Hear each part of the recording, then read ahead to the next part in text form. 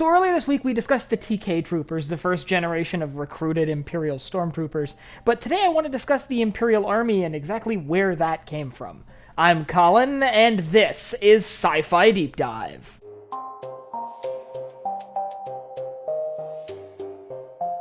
Remember, if you enjoyed this video, to head down below and hit that subscribe button. So before we begin, I want to just throw out there that there actually isn't really a canon explanation for this. There are some, looser elements, but a lot of this is going to be speculation based on the timeline, so take all of this with a little bit of a grain of salt, but I'm going to give my 2 cents to where I think the regular Imperial Army came from. Now, there needs to be a clear distinction here. The Imperial Army is different from the Stormtrooper Corps. The Imperial Army are not as well trained as the Stormtroopers. They're generally sent to areas where they just need peacekeeping forces instead of a proper military force. Not that the Imperial Army aren't proper military units. We see them in action several places, from Aldhani to the mudflats of Mimban, and they do seem to be effective in combat, but they're not quite as effective as the elite forces of the Imperial Stormtrooper Corps. But an interesting tidbit about them is that unlike the Stormtrooper Corps, which has a very clear parallel within the Grand Army of the Republic, being the clone troopers, there really isn't an analog within the Republic for the Imperial Army. During the days of the Republic, during the Clone Wars, the entirety of Republic ground forces, for the most part, were made up of clone troopers. Now, there were planets with their own militia forces that were made up of organics that were recruited from the local population, but they were not under the direct control of the Republic's military apparatus, unless there was a time of crisis, like a planet being invaded. As such, they would have been a completely separate entity. So where did the Imperial Army come from, and when did they start? Well, my guess here is that they likely started right around this point in history, shortly after the rise of the Empire, within those first few months when we start to see the Empire transition from clones to recruited soldiers. There was likely a decision made to have different tiers of recruited soldiers. After all, this transition was almost entirely based on the fact that recruited soldiers are cheaper to produce than clones.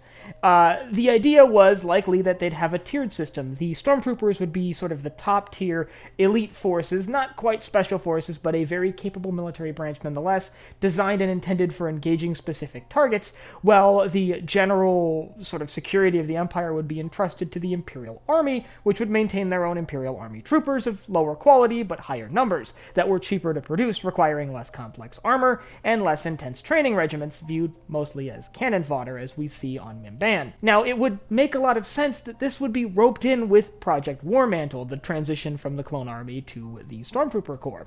It is likely that there was a sort of separate part of Warmantle that said, hey, we want a large conscripted army of soldiers that are less professional as well, less, clad in white body armor with less intense training. So my assumption is they came to be shortly after the rise of the Empire, which feels like kind of a cop-out, but I really do think it would have been within those first few months as the Empire began that transition. In fact, it's possible that the Imperial Army may have almost served as a prototype for the recruitment structure that would be used for the Stormtrooper Corps. They would have been a cheaper alternative to test the idea of using recruited soldiers in combat, and by the time we start seeing TK soldiers really taking over the ranks of Imperial combat units, there likely already was some elements of an Imperial Army in place. As time went on, the Imperial Army quickly found its place within Imperial doctrine, with the Imperial Army soldiers being sort of a peacekeeping and garrison force being placed on planets that just needed some Imperial presence to maintain order, while the Stormtrooper Corps was tasked with offensive operations and peacekeeping in worlds that were crucial to the well-being of the Empire. Things like Jeddah, for example, where kyber crystals were being harvested for the Death Star project. Meanwhile, Imperial Army soldiers would be tasked with protecting facilities that are a little bit more remote, places like the vault on Aldhani, which was guarded by Imperial Army units and not members of the Stormtrooper Corps. And that's basically the role that the Imperial Army would fill throughout the Imperial era, even beyond the Battle of Endor, serving secondary to the Imperial Stormtrooper Corps, which would remain the face of the Imperial infantry. But if you'd like to learn more about the Imperial Army and what separates them from the Stormtrooper Corps, because they are two very distinctly different entities, I'll leave a link up here to a video comparing the differences between the Stormtroopers and the Imperial Army. army troopers, because, once again, very, very different Imperial organizations. And I'd like you to let me know down in the comments when you think the Imperial Army came into being. Do you think they were created with War Mantle, or do you think they were created sometime after that initial transition period to fill a niche that the Empire realized they had left vacant? And if you have anything else you'd like to see me cover in Star Wars, you can let me know down below in the comments. Last but not least, if you enjoyed this video, head down below, hit the like button, the subscribe button, and the bell icon to get notified when I upload new videos. So for Sci-Fi Deep Dive, I'm Colin, and I will see you next time.